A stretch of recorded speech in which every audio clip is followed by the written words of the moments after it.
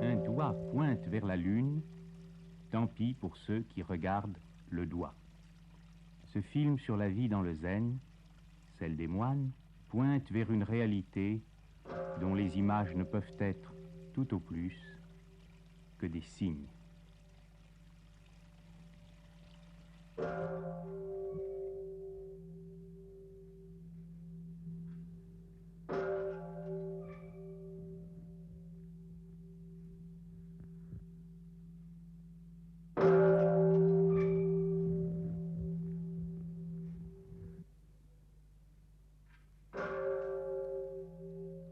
Autrefois, les jeunes moines à la recherche de la vérité se rendaient de temple en temple pour y rencontrer les sages qui incarnaient cette vérité.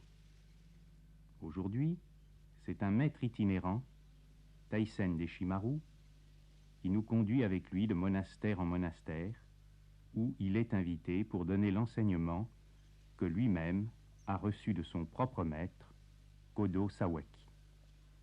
Lorsqu'un visiteur aborde un monastère zen, après avoir rendu hommage au Bouddha et au fondateur de la communauté, il salue les tombes des abbés qui se sont succédés et ont transmis à travers les siècles une flamme qui éclaire les hommes depuis 2500 ans.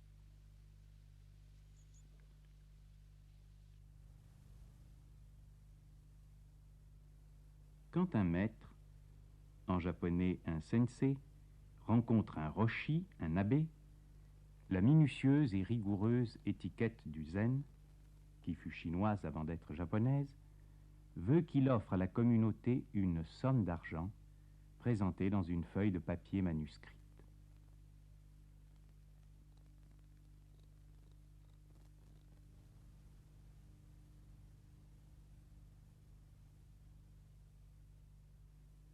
Ce présent est reçu par le roshi comme un service de la doctrine et de l'œuvre du Bouddha.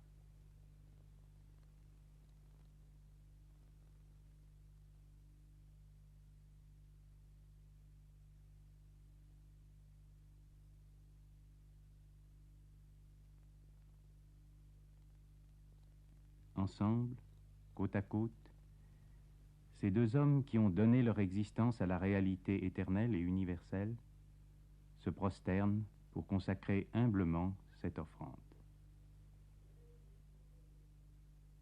La prosternation, la participation du corps à la recherche spirituelle, l'incarnation de la vie intérieure, se retrouvent dans le zen autant et plus peut-être que dans toute autre voie juste de croissance et de libération. Alors seulement, avec infiniment de respect et de considération, ces deux moines japonais, ces deux maîtres zen, se saluent et s'inclinent l'un devant l'autre.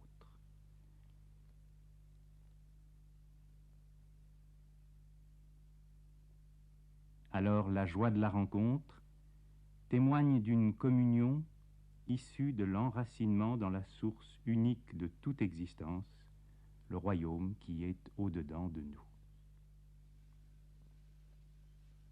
La vie dans le monastère zen est une vie de silence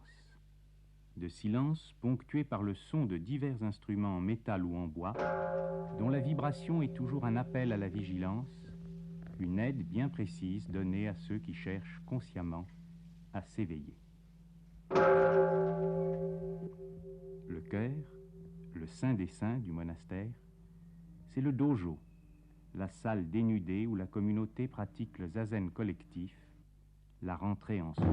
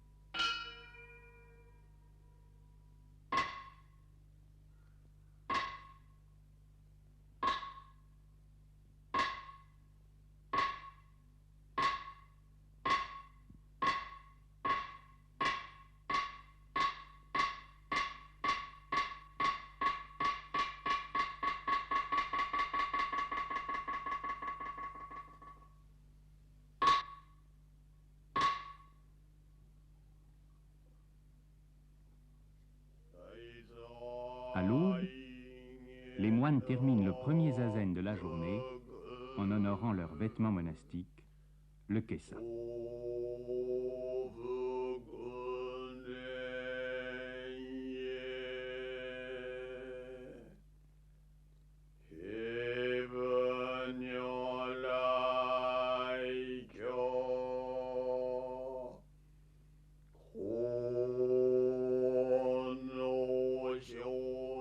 Transmis de maître à disciple depuis le Bouddha, l'habit fait le moine.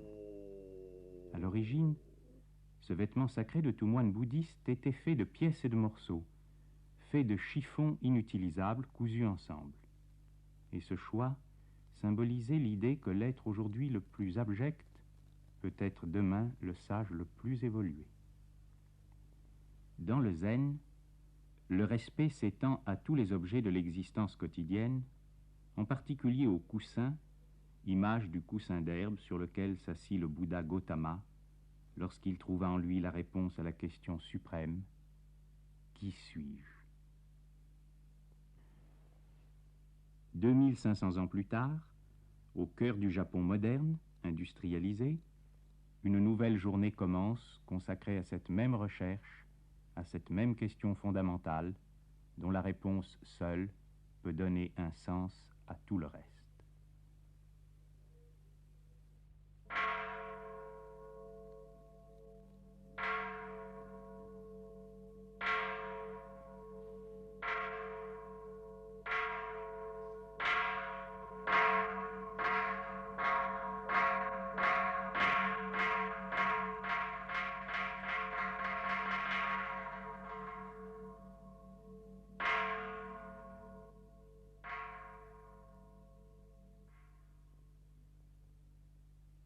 Comme à tant d'autres époques, comme dans tant d'autres civilisations, d'autres religions, hors de toute religion, ces hommes ont fait un choix, ces hommes se sont engagés. Un engagement qui pour chacun a commencé avec le rite de l'ordination monastique. Avoir des biens matériels, avoir une famille, avoir des connaissances, ne pouvait leur suffire. Ils ont senti, confusément d'abord, puis de plus en plus consciemment, que le sens ultime de la vie humaine n'est pas avoir, mais être. Certains hommes s'efforcent de s'éveiller à leur véritable nature dans la solitude. Ce sont les ermites. D'autres demeurent dans le siècle, utilisant chaque événement, chaque difficulté comme une aide pour la croissance intérieure et la compréhension. D'autres encore, les moines, se groupent pour veiller en commun, selon une règle établie par un sage déjà pleinement éveillé et incarné de génération en génération dans la lignée ou la succession des maîtres. Le moine se sépare, se distingue. Les moines zen sont des bouddhistes du Mahayana ou grand véhicule qui ont fait le vœu de ne pas dissocier leur salut, ou plutôt leur délivrance personnelle, de celle de toutes les autres créatures. Après un long temps de probation, après s'être, jour après jour, assidûment exercé aux heures d'immobilité assise que représente le zazen, le postulant obtient enfin l'autorisation de devenir moine. Une dernière fois, la question lui est posée: êtes-vous prêt à mourir à vous-même pour réaliser la vie infinie et éternelle, votre nature de Bouddha? Cette infime touffe de cheveux, le dernier fil qui le reliait à la vie du siècle, est rasé par le maître. Les amarres sont tranchées. Le nouveau moine reçoit alors ses kessa, car la transmission du kessa, c'est celle de la doctrine, celle de la vérité, celle de la vie nouvelle. Désormais, de semaine en semaine, de mois en mois, d'année en année, les moines seront régulièrement soumis à la tonsure, comme le sont aussi les nonnes. Avec le renoncement à la parure des cheveux, quelque chose est à jamais fini. La coiffure qui fait ressortir votre personnalité, disent les réclames des coiffeurs. Cette chère personnalité, cette affirmation individualiste de soi, le moine zen la considère comme la prison qui lui interdit l'accès à sa nature profonde. Et chaque tonsure apparaîtra comme un renouveau, comme une nouvelle naissance, comme le signe d'une vocation librement assumée.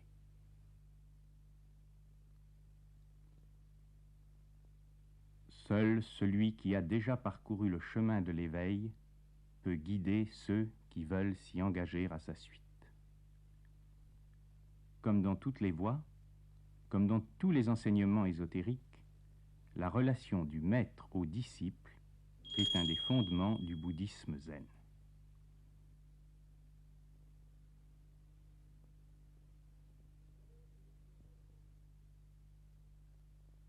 Le zen, c'est la méditation immobile et silencieuse. Le zazen, c'est aussi la rencontre avec le maître, la discussion, le sanzen ou mondo. Dans la branche Rinzai du zen, l'accent est mis sur les questions posées par le maître au disciple, dans le zen soto, sur les questions posées par le disciple au maître.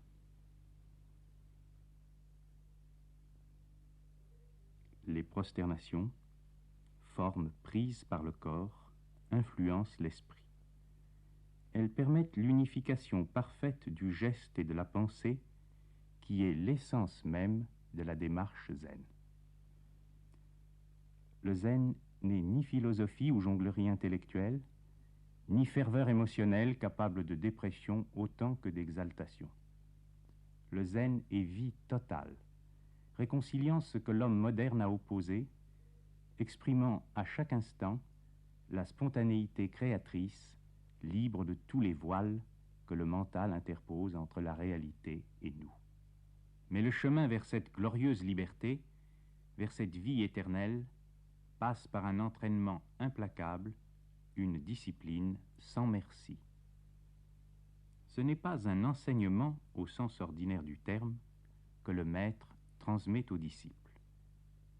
Ce n'est pas un savoir, des connaissances, des idées, des informations. Le maître n'a rien à dire. Il donne à ceux qui en sont capables la possibilité de voir, juste voir, voir ce qui est, ici et maintenant.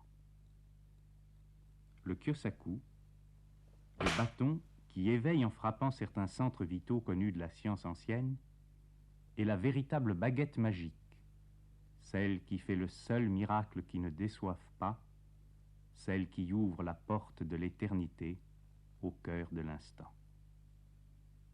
Tout homme, sage ou fou, saint ou criminel, possède fondamentalement la nature de Bouddha. Tout homme, heureux ou désespéré, prospère ou misérable, est dans son essence libre, infini et éternel. À ceux qui le veulent plus que tout, avant tout, il est possible de le réaliser. Dans le zen japonais, cette prise de conscience s'appelle satori. C'est le satori qui fait les maîtres.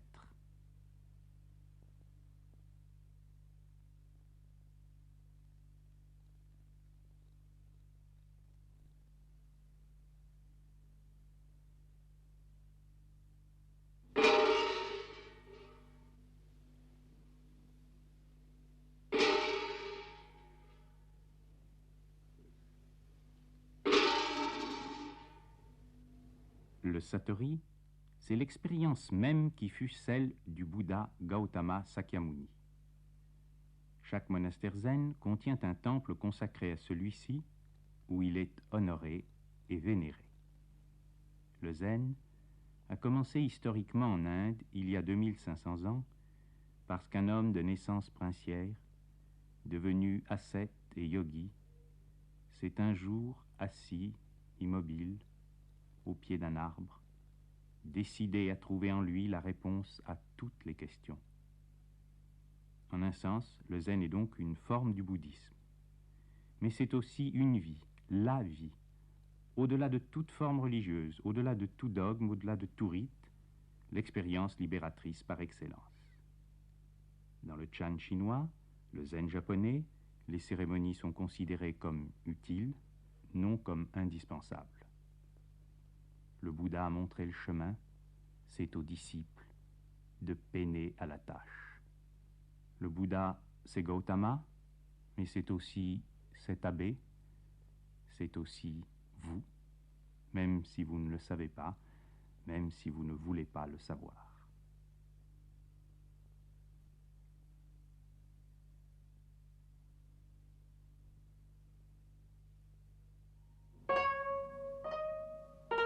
Considéré comme une école du bouddhisme Mahayana, le zen coexiste au Japon avec le tantrisme Shingon, le Tendai, le bouddhisme de Nichiren, le culte d'Amitabha.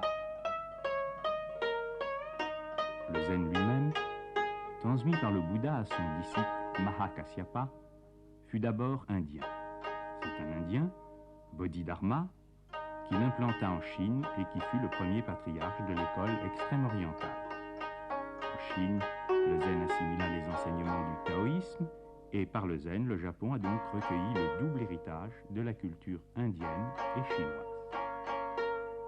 Le zen Rinzai a été jusqu'à présent le plus connu en Europe, notamment par les admirables temples et jardins de Kyoto et aussi par les livres du professeur Suzuki qui ont été traduits en français sous la direction de Jean Herbert. Rinzai lui-même était un maître chinois et le zen Rinzai a commencé à se développer au Japon au XIIe siècle.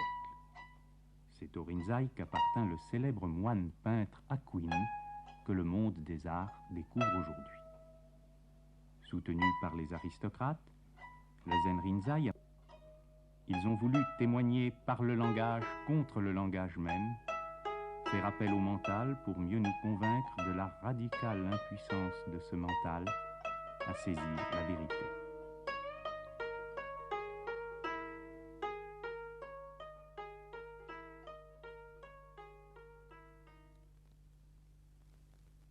Aujourd'hui, le successeur de Dogen, l'abbé de Heiheiji, est un admirable vieillard aveugle, âgé de 82 ans, qui porte le titre privilégié et rarissime de Zenji, Zenji Taishun Sato.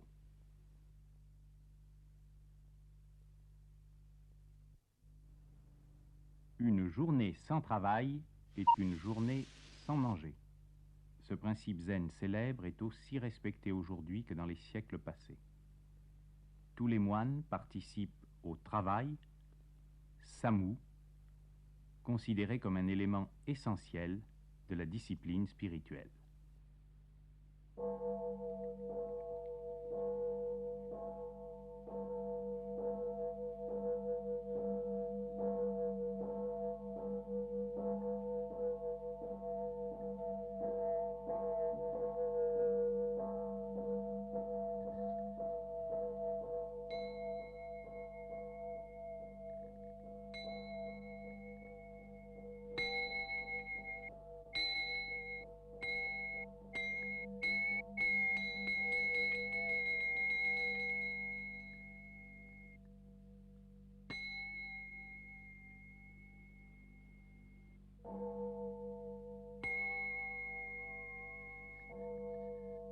Chaque matin, après le zazen, la communauté se retrouve dans le temple pour la lecture et le chant des sutras du Mahayana, en particulier le plus important de tous, Anya Shinyo, l'essence de la suprême sagesse.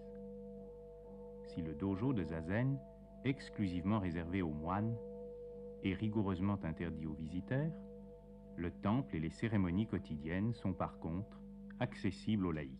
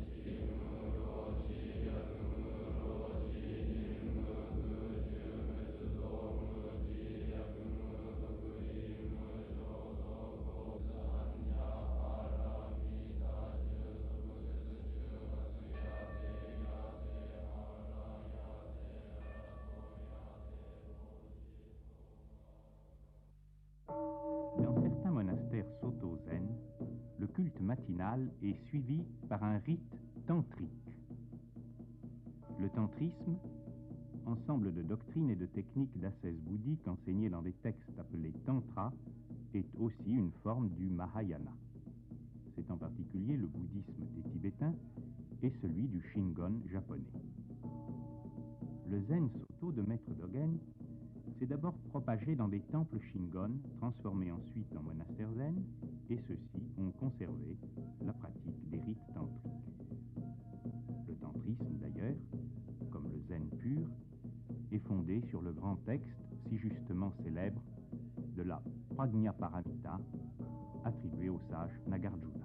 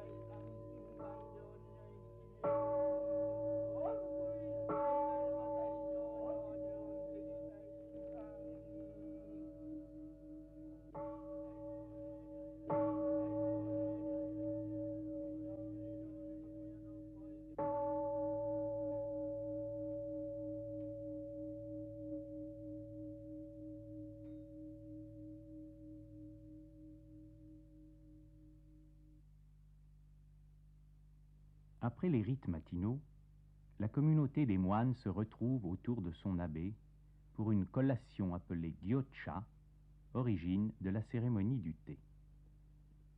Toutes les religions ont connu une forme de communion où les disciples partagent la nourriture du maître. Pour les moines, il y a là une occasion privilégiée de vivre cet ici et maintenant qui est le cœur du zen.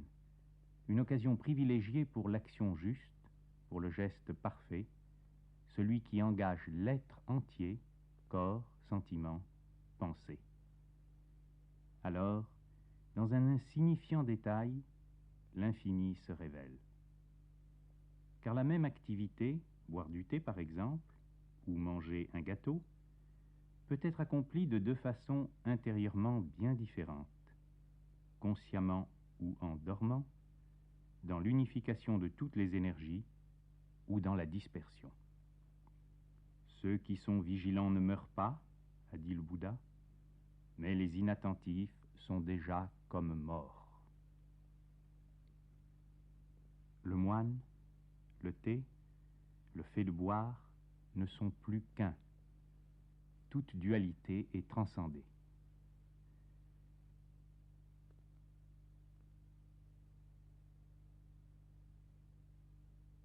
Mais avant que la grâce suprême de la spontanéité ne nous soit donnée, un effort soutenu sans relâche est nécessaire. Un effort qui fait de toute l'existence une œuvre d'art, un accomplissement de beauté et d'harmonie.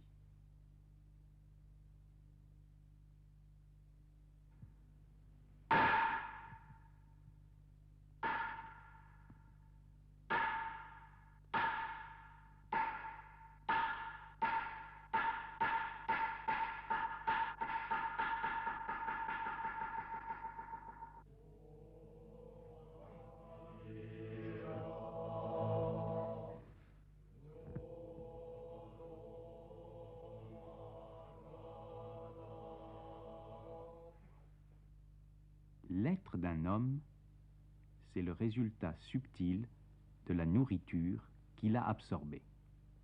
La connaissance ésotérique, d'ailleurs, est avant tout celle de la transformation, ou même plus exactement du raffinement des énergies.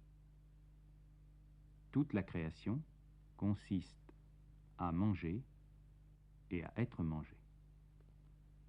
Incorporer les aliments est donc un acte important, un acte sacré.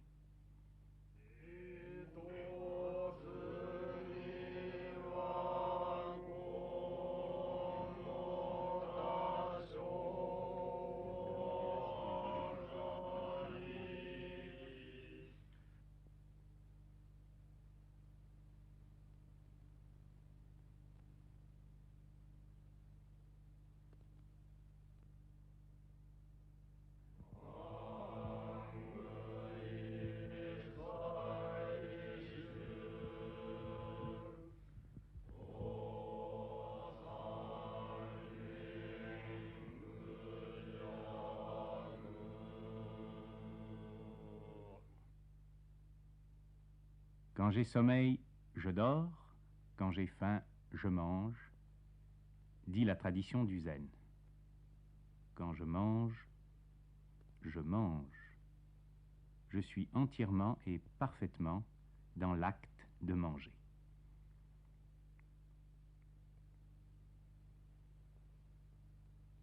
Aucune activité, aucune place n'est pour le moine indigne de la vérité du zen. La salle de bain commune est aussi un lieu où souffle l'esprit. La propreté du corps est signe tangible de la pureté intérieure, et le moine ne commencera à se déshabiller pour prendre son bain qu'après les prosternations et les invocations. C'est toute l'existence, seconde après seconde, qui doit être consacrée et offerte à la vérité ou la réalité ultime.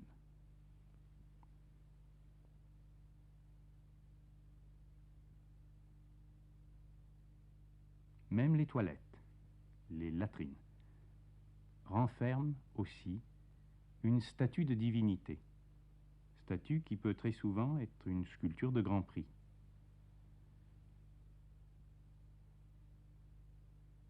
L'opposition du noble et du trivial n'a pas cours dans le zen, qui réconcilie tous les contraires et qui sait voir un diamant dans le moindre caillou.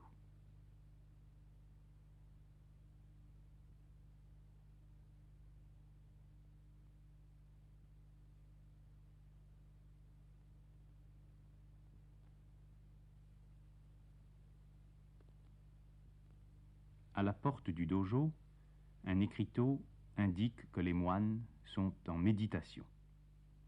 Nul ne saurait alors franchir le seuil du lieu sacré, ni troubler le plus grand des mystères, la découverte par chacun, en chacun, de l'unique fondement de toute vie.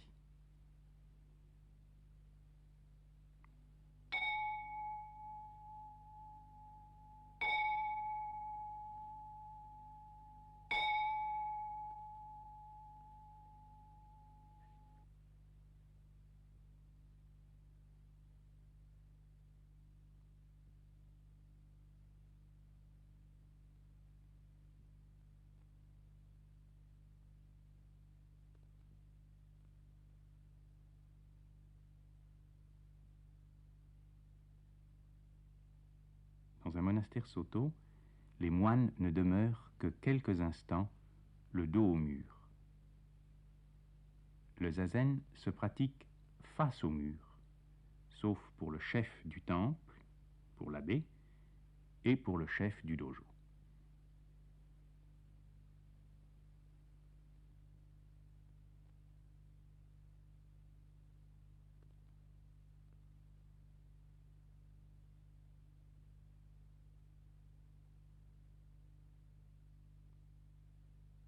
Un instructeur, un maître, qui doit être doué d'une particulière faculté d'intuition, éveillé parmi les veilleurs, apporte à ceux qui en ont besoin l'aide bienvenue du kyosaku, du bâton.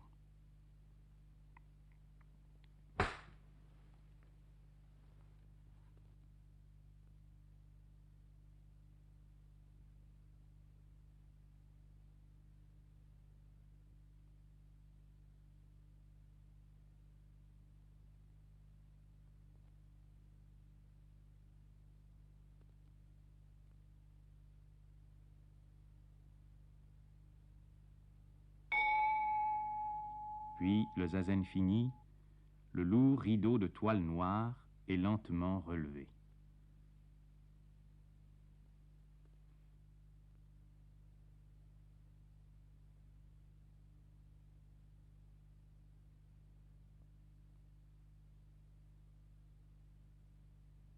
L'écriteau indique que la célébration du grand mystère est, pour l'instant, terminée.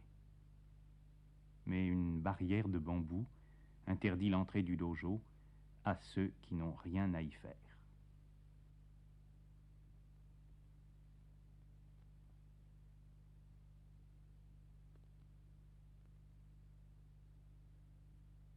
Deux jeunes novices ont obtenu le privilège d'étudier le zazen auprès de Sensei Deshimaru. Le zazen, c'est d'abord une attitude physique, une posture du corps. Pousser le sol avec les genoux, pousser le ciel avec la tête. Colonne vertébrale droite, légère cambrure, menton rentré.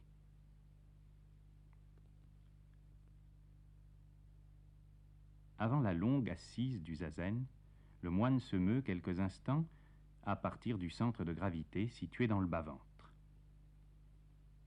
Le zazen étant, en tout cas dans le Soto, une activité collective, une activité qui se pratique en chœur, chaque moine le commence en saluant dans chaque direction du dojo les autres disciples. Le zazen s'accomplit toujours assis sur un coussin qui facilite l'indispensable appui des genoux sur le sol et dans la position jambes croisées dite posture du lotus ou posture du Bouddha. La main gauche est posée sur la main droite et l'attention est généralement concentrée dans les pouces dont les extrémités se touchent. C'est à la position, à la juste tension, à l'immobilité des pouces que le maître peut voir l'état intérieur, mental ou émotionnel, du disciple. La posture de zazen doit éliminer toutes les contractions inutiles, mais ce n'est pas une attitude de total relâchement qui pourrait conduire à l'affaissement, au sommeil, à la passivité. Une certaine tension est maintenue dans le corps, gage d'une intense activité. Le disciple est activement passif, activement silencieux, activement ouvert, activement disponible, activement oublieux de lui-même dans sa petitesse individuelle, pour se découvrir lui-même dans sa grandeur non égoïste, sa nature de Bouddha.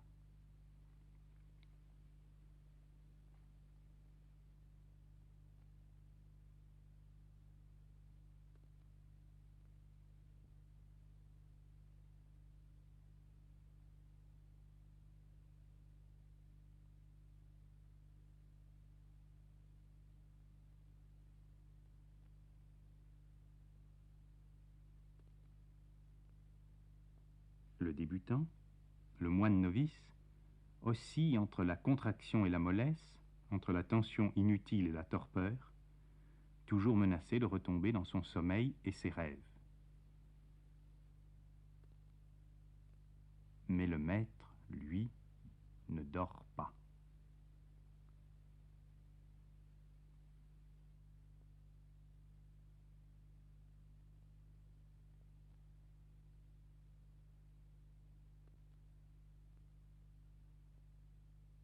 Le bâton, le kyosaku, n'est pas là pour punir, mais pour aider.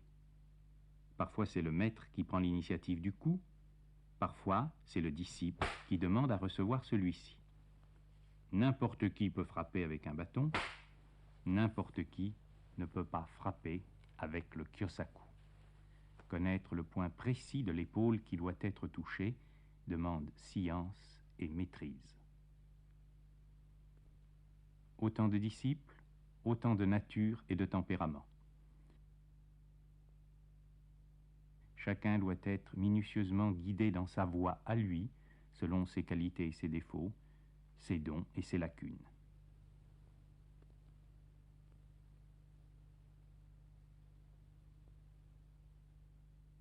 Le zazen assis est interrompu par des exercices de concentration en marchant. Cette marche, appelée Kin-hin, est particulièrement pratiquée lors des sesshin, des périodes d'entraînement intense où le zazen est effectué un plus grand nombre d'heures tous les jours.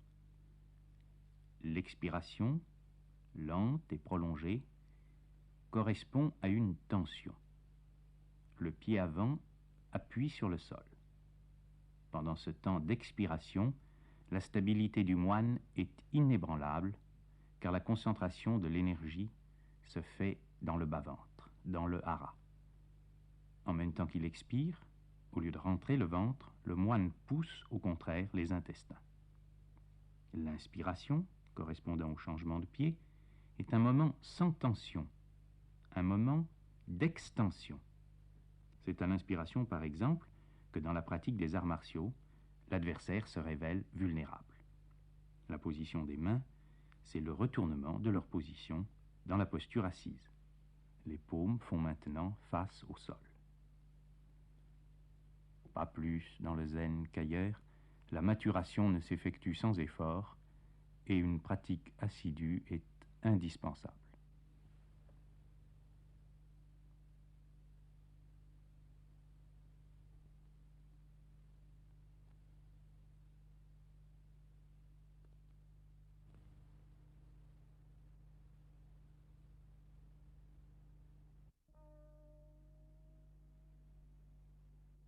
De même qu'une énergie infinie mais unique crée sans cesse le monde en se manifestant sous des formes indéfiniment changeantes et différentes, un seul enseignement, le zen, s'exprime à travers plusieurs écoles, plusieurs lignées de maîtres.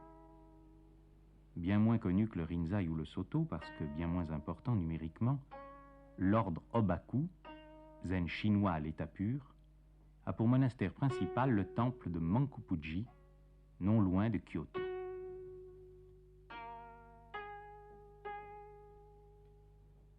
Aujourd'hui, un de ses dignitaires les plus connus est le Roshi, l'abbé Murache Gemmyo.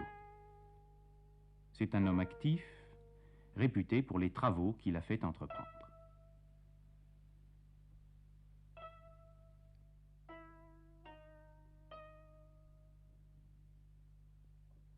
L'abbé général de l'ordre Obaku est le Zenji Ziko Kato.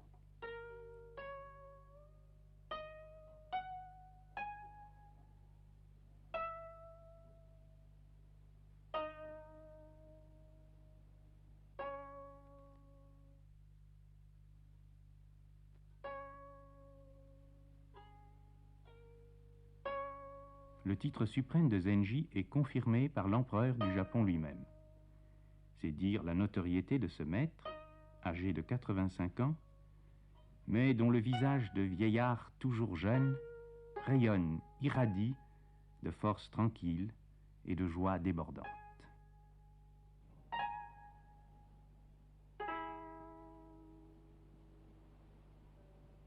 Le temple le plus célèbre de l'ordre Rinzai est le monastère d'Engakuji à Kamakura.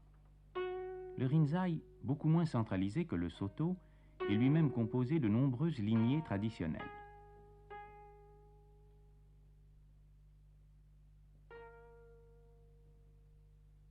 Le chef de la fédération Rinzai est le Zenji Sogen Asaina, âgé de 82 ans, un des plus grands maîtres japonais contemporains.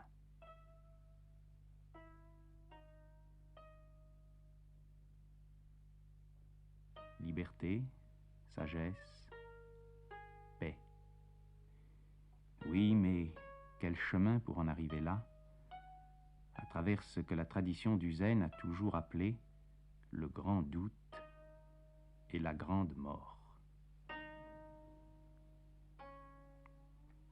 Au temple de Nanzenji, à Kyoto, réside un autre maître Rinzai, le Roshi Zenkei Shibayama. Shibayama Roshi est l'auteur d'un remarquable petit livre, traduit en anglais, A Flower Does Not Talk, où nous pouvons lire ces mots qui donnent leur véritable sens à son sourire et à sa tranquille sérénité. Dans le zen, l'homme doit aller au-delà de la dernière extrémité de lui-même et désespérer de lui-même comme de quelqu'un qui n'a aucune possibilité de s'en sortir.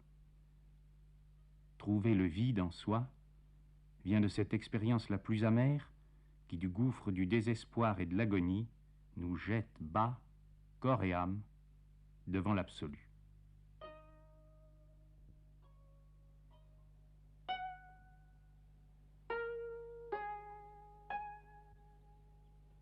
En compagnie du célèbre peintre zen Shuson Kono, c'est enfin le Roshi Rekido Otu, lui aussi un maître Rinzai, qui reçoit Sensei Deshimaru. Taisen Deshimaru est un maître Soto, mais aujourd'hui plus que jamais, les deux ordres veulent témoigner ensemble de la vérité éternelle du zen.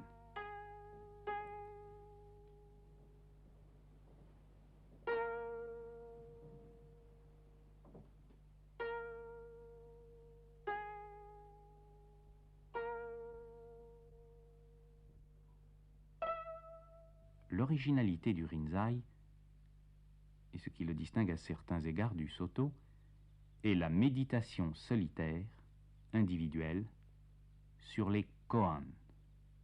Le koan, technique d'éveil intérieur, est une proposition dont le sens véritable ne peut en aucun cas être saisi par le mental ordinaire, mais qui ouvre la porte de la réalisation transcendance mentale, la réalisation non dualiste.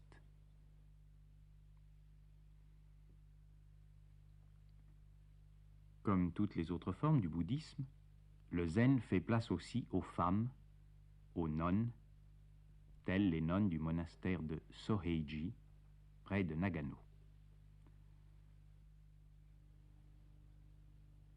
En livrant au ciseau la parure de leurs cheveux, en renonçant à une certaine forme d'affirmation de soi-même, ces femmes se sont, elles aussi, engagées. Elles ont choisi, pour la profondeur contre la surface, pour la réalité contre l'illusion, pour la compassion contre l'égoïsme.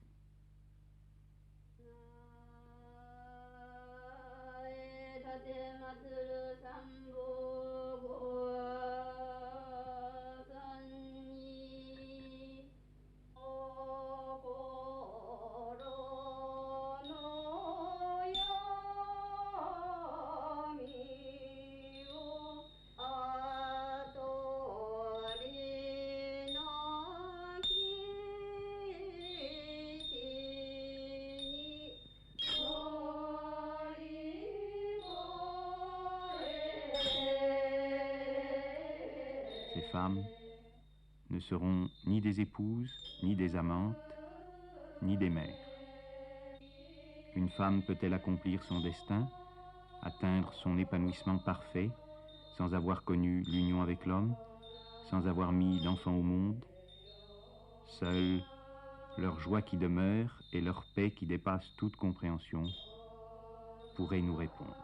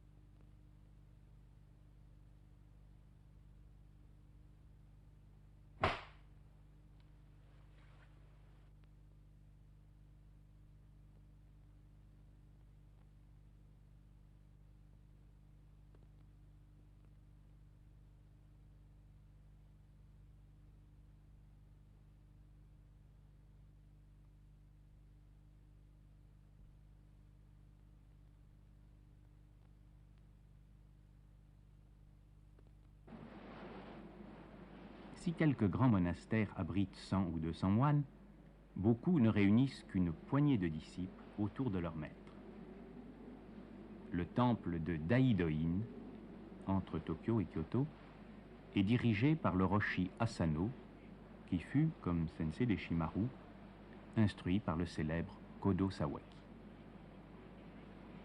Voix de l'effort soutenu et de l'intense ascèse, le zen est aussi la voix de la liberté, de la spontanéité, de la réconciliation des contraires. Le rire des maîtres zen est célèbre et les moines connaissent le prix de la récréation. La recréation, au sens étymologique du terme. Si le sage, l'adulte parfait, n'a plus rien en lui d'infantile, il est aussi pareil à un petit enfant, heureux, joyeux, libre, comme un petit enfant. Des années de zazen ont fait jaillir en lui la source de la vie.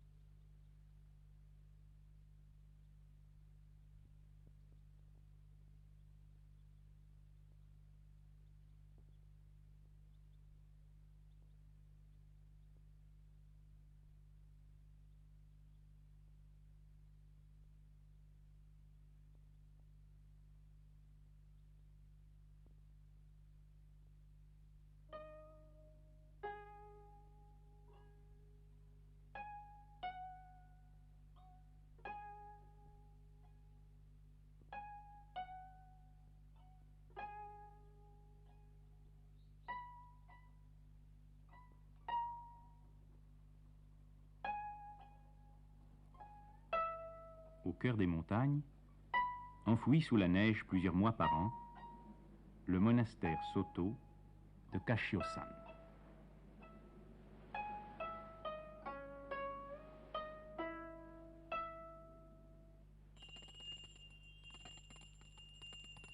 Si les moines zen travaillent, et travaillent même beaucoup, ils ont aussi conservé des origines du bouddhisme, la coutume de se rendre en ville pour y mendier du riz ou de l'argent.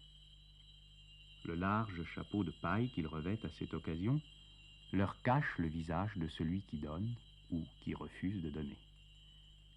Il est vrai aussi que parfois, tous les moines sont invités à manger ensemble par un homme riche.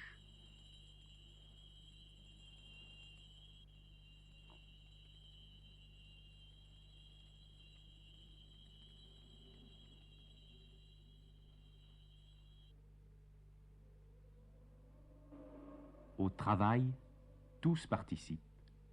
Et, vu avec les yeux de ceux qui ne voient que les choses visibles, la vie est rude, très rude, la vie est dure, très dure, dans un vrai monastère zen.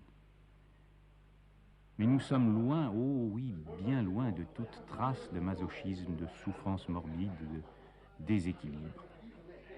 Tous les dynamismes de l'être, tous les aspects de l'existence, tous les besoins profonds de notre nature humaine sont harmonisés, assumés, intégrés, transformés, transcendés. Sous la responsabilité de l'abbé, qui participe lui-même à ces agapes fraternelles, le saké, de l'alcool, oui, la boisson nationale des Japonais, pénètre parfois au monastère.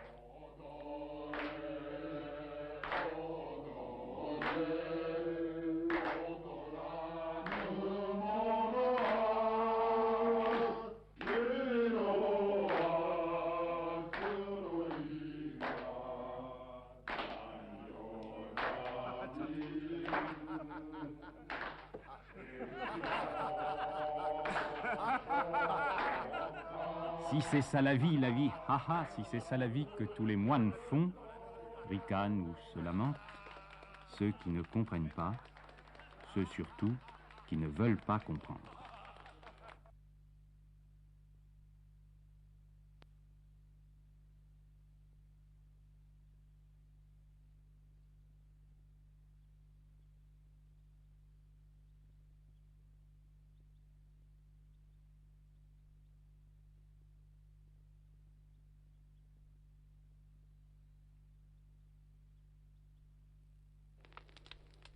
Le monde, l'ensemble du monde, change et change très vite depuis la fin de la dernière guerre mondiale. Le mariage des prêtres est à l'ordre du jour dans le catholicisme. Il l'est aussi dans le bouddhisme zen.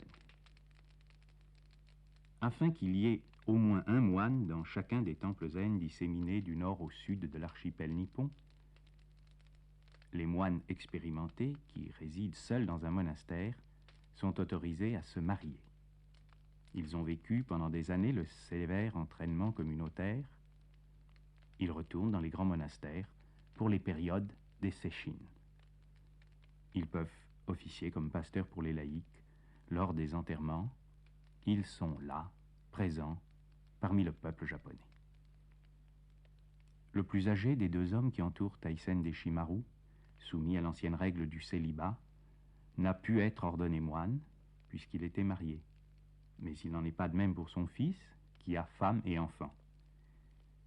Les générations se succèdent, le feu naît, brûle, s'éteint, mais le zazen demeure.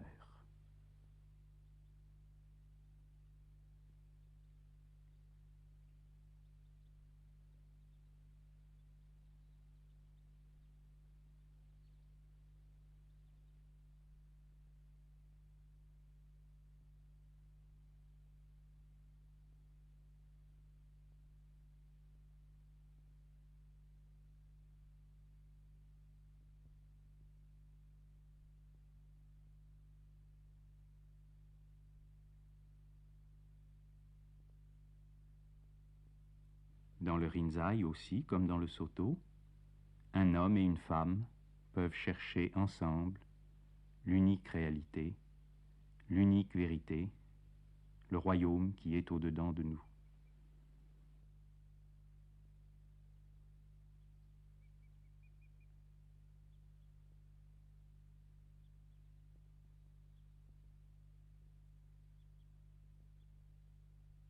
y avait deux âmes, il n'y en eut plus qu'une. Comme sont un, toujours et partout, le maître et le disciple.